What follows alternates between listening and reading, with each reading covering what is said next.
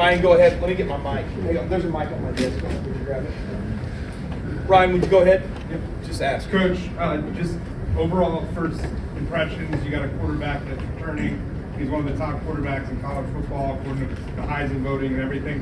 How confident do you feel going in with number 4? Very confident. You know, he's an extremely talented kid. I think more than anything, he's just a great person. You know, I've really enjoyed getting to know him, his family. Obviously, everybody knows the talent, you know, the explosiveness as a passer. Obviously, he's very electric as a runner as well. But I've just enjoyed getting to know him as a person. You know, what his history's been, what his journey has been, just his journey, you know, what has gotten him to this point. But, you know, if you ask me how confident I am, I'll tell you there's a lot of work to be done still as a group, you know, not just as a quarterback group, but as a whole offense. But, the kid's a special player for sure and a special person. I've really enjoyed getting to know him and getting a chance to coach him. I feel very lucky. Come over here, Nick. Yeah, Nick. Great name. Thank you. There we go. Like your name as well. Thank you. For you being a former quarterback yourself, how does that help you understand what they're going through and help you coach and inform your coaching? I think that's a great question. You know, I certainly had some ups and downs in my career as a player. And so I think that journey for me has helped me connect with the kids that I've coached. You know, I've shared my story with them, and there will be more, you know, experiences that you share with your players to try to motivate them, connect with them, try to get the best out of them. And so I think, you know, playing quarterback at this level is a small fraternity of people, and the things that come with that, I think only a few people can fully understand what that experience is like. And I don't think, you know, no two people or no two journeys are the same, no two schools, you know, no two careers, but I think there's some similarities. Everybody goes through adversity, everybody has good moments and bad moments, and kind of how you handle those, the experiences you gain, the wisdom you learn from that. I think, you know, that's our job as coaches, to try to get the best out of the players, and I think sharing your story is certainly helpful and helps you connect with them. Nick. A lot of Nicks here. A lot of Nick. Yeah. Way to go, this is awesome. I was just going to roll as many as I we'll let the Knicks go first. You kind of talk us through your transition to Tuscaloosa and kind of what you thought when you found out that you'd be potentially the offensive coordinator. Well, there's so much work to be done. You know, you don't have much time to really reflect on it. You just kind of get to work. You know, that's kind of that's what all coaches do. And so, as far as any reflection goes, there hasn't been much of that. You know, we've just been waking up early and staying up late and trying to build relationships with the players, but also make sure that our football is clean and fundamentally sound, and the communication between the staff, because we've had some moving pieces there, make sure we get all on the same page before we present it to the players. So, you know, couple that with recruiting, you know, and developing those relationships with families, all grades, all areas of the country, all positions.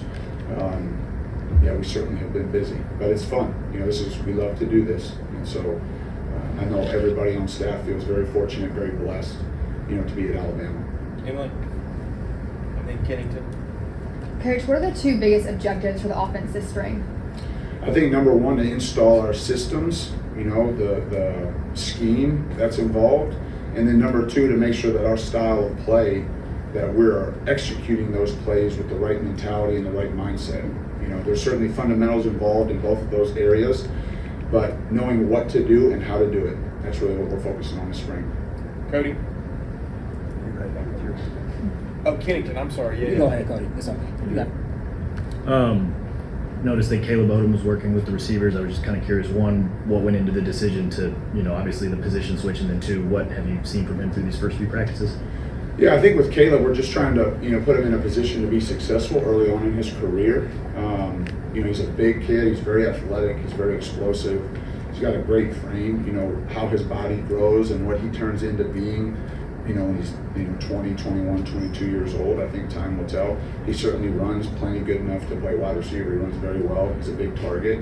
And so we just try to put him in a position early on, you know, to try not to run into 275-pound people, you know. Put him in a position so he could have success. And I think there's so much versatility in our offense. You know, there's so much interpositional responsibilities where tight ends and wide receivers or running backs, everyone's being taught conceptually what we're trying to do. And so there's good teaching and learning occurring there. And, just trying to utilize his strengths, put him in a position to be successful. And he's been great. You know, he comes from a great program. You know, he's accustomed to playing football at a high level. And so the moment hasn't been too big with him. He's fit right in.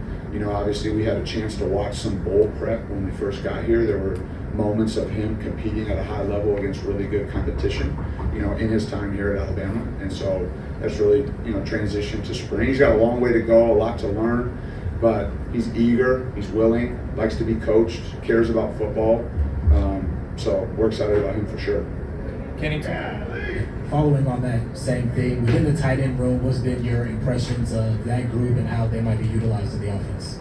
Yeah, I think, you know, that group from just a mindset standpoint has been excellent. You know, I always think that the tight end position, really their mentality and their work habits, the physicality that they play with, the effort that they play with, you know, they connect with multiple positions, right? They play in the box, they play on the perimeter, and so kind of their energy and their vibe that they, you know, bring every day to practice, it can be infectious. And I've been really pleased with that group. They're kids that love football, that want to work, they care about this place, they care about their teammates, and you know, they have an excellent coach in Brian Ellis. And so they've taken to that coaching, and I see improvement, you know, each and every day because their mindset has been so good, you know. And so top to bottom, that's been a great group. You know, how they're utilized, time will tell. You know, our job as coaches for any position, you know, is to find what they do well and let them do that as many times as possible. And our offense has so much variety and the ability to adapt. You know, time will tell what each of their roles are, but certainly there's good players in that room. Charlie? I just wanted to ask for your impressions of the running back group, and then also how significant is it to have a guy like Coach Gillespie back to lead those guys? Well, I'll start with the coach.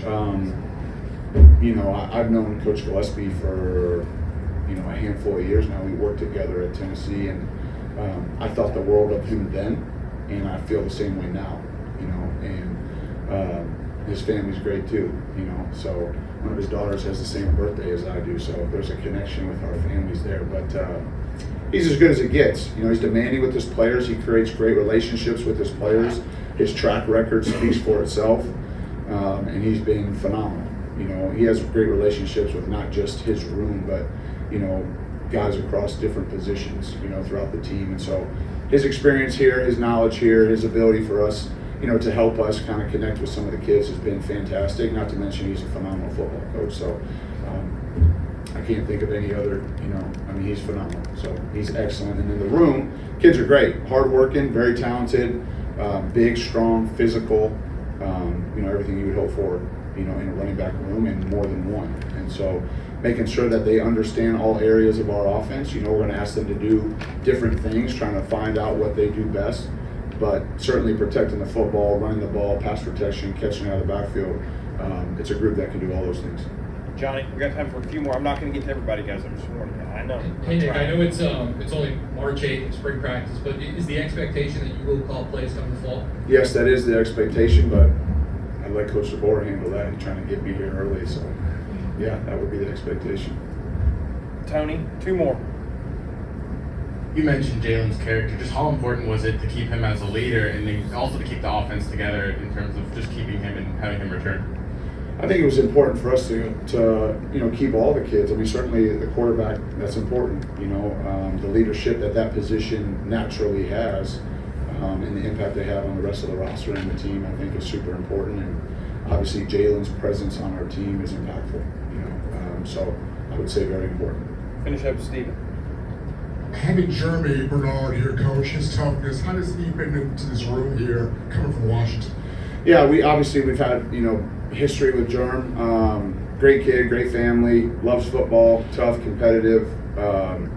You know, excited about being here. You know, I think Jeremy is excited about being around other like-minded people that you know, care about football and want to be the very best that they can be. So, you know, him and the rest of the wide receivers have a great coach, and they're getting better each and every day. And that relationship between those groups, quarterbacks and wide receivers, is building and growing each and every day. So, yeah, we're glad he's here. All right. Thanks, Coach. Thanks, guys. Guys, I'm still going to try to get Jamarcus up here.